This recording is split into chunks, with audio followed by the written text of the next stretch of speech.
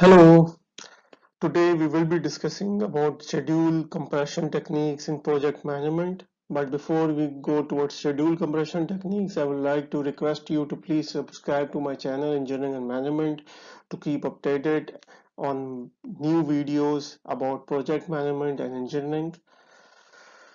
Schedule compression techniques. What is schedule compression? You all know that schedule compression is basically a technique that is used to compress skews the schedule so that work is completed in less time. These techniques are applied on the critical path in project management. Two of the techniques are most common. The first one is fast tracking. What is fast tracking?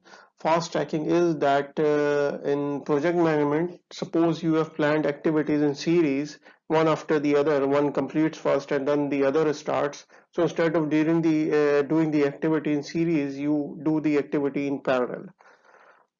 For example, you have planned to get your house floor polished and after you get your walls painted. So why you are polishing afterwards and why you are painting before? Because during paint work the floor gets dirty, so you like to polish it after you get the walls painted. This is how you have planned it, and you want to shift as soon as possible. Let's suppose on the first of the month you want to shift it.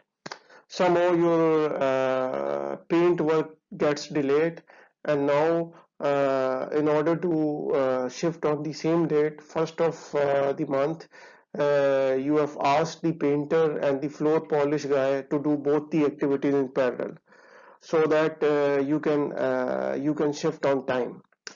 But there are cons to it. There are disadvantages to this technique, which are like, as you can see, two activities are being done in parallel: the painting of the walls and polishing of the floor. So there is a probability that some work, the floor polish might get damaged, or the during the polish work the paint work cannot be carried out. So the paint job or the polish job can get delayed because both works are carried on in parallel. The painter might have to wait for the polish guy, or the polish guy might have to wait for the painting guy to finish the work. So it requires more communication between the parties which are working in parallel, and secondly, it increases risk and it might lead to rework. So these are the two disadvantages that are associated with fast tracking technique.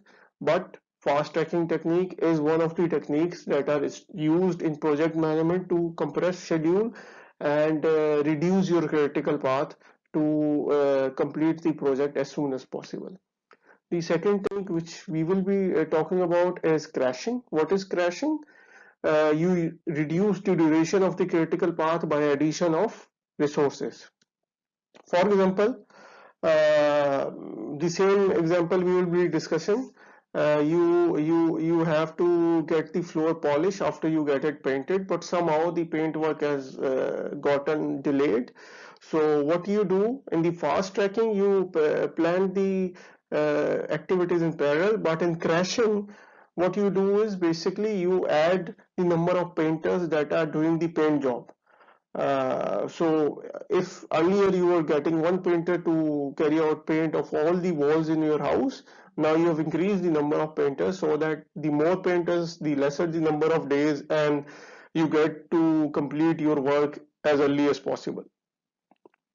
The obvious disadvantage related to this technique is that it increases cost, because you will be hiring one additional painter, or so you will be paying him more, so it will increase the overall cost of the project.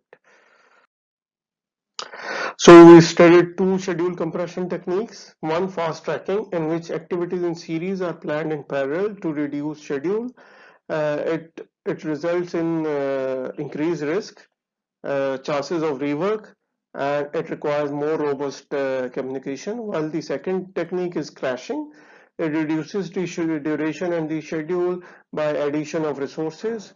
Since you are adding resources, so it means that you are adding cost to the project.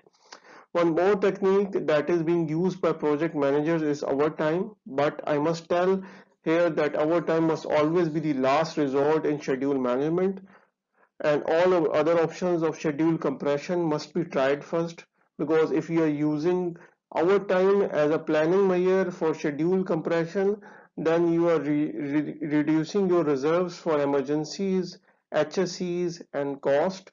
So overtime must always be the last resort when you are going for schedule compression. That's all on the schedule compression techniques. I hope you have liked the video. Thank you very much.